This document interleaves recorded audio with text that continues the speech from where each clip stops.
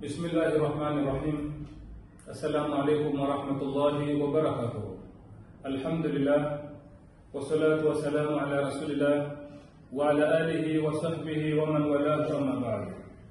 Leo ikiwa ni siku ya Jumatano tarehe 1 ya mwezi wa 10 mwaka wa 2024, napenda kutoa tangazo moja muhimu sana, na tangazo lenyewe lahusiana na usitishwaji wa kutolewa kwa vyeti vya talaka, usitishwaji wa kutolewa kwa divorce certificate.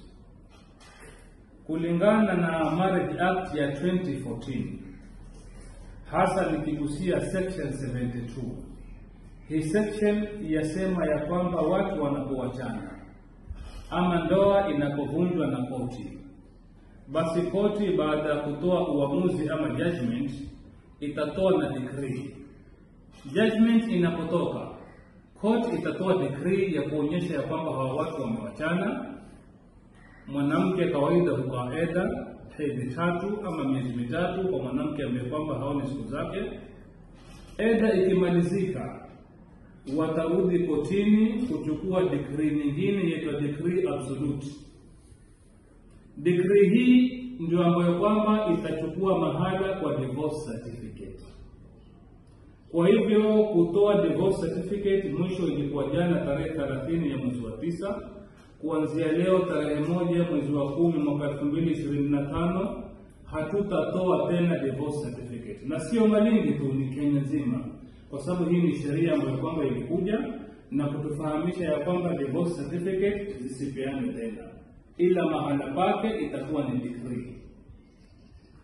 Pia napenda kugusia vitu vitatu vingi vingine ambavyo vyote vyahusiana na hii Marriage Act, kwa sababu pengine watu wengi hawajui, hasa wale mashekhe wenye kufundisha ndoa.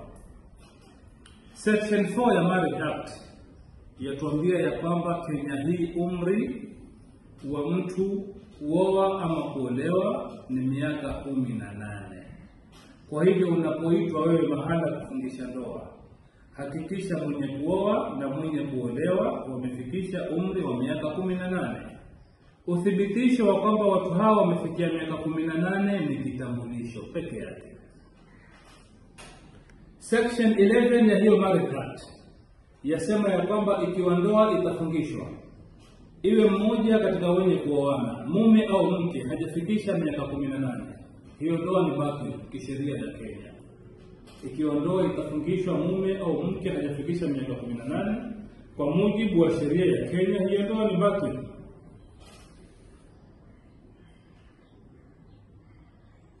Section 42 ya hiyo Marriage Act ya 2014, Section 42 subsection 3 yatuambia ya kwamba mtu anapooa, mtu anapoolewa, ni wajibu wake kuchukua marriage certificate. Watu wanapooana ni lazima watu wasajili ndoa yao kwa mujibu wa section 42 subsection 3 ya Marriage Act ya 2014. Je, kama watu hawajasajili ndoa, hawajapata marriage certificate, kwani kuna hatia gani? Section hii 42 yatuambia ikiwa mtu hatasajili ndoa yake, awe atapelekwa kotini, basi mtu huyu atapatikana na hatia, na kiwango chake ama faini yake itakuwa ni pesa ya Kenya isiyozidi shilingi 5,000, ama atapewa kazi zile za kijamii, atapelekwa kwa chief wasafishe, atapelekwa skuli, atapelekwa ni police station, atapelekwa mahali popote ambapo kwamba yafanyika community service order.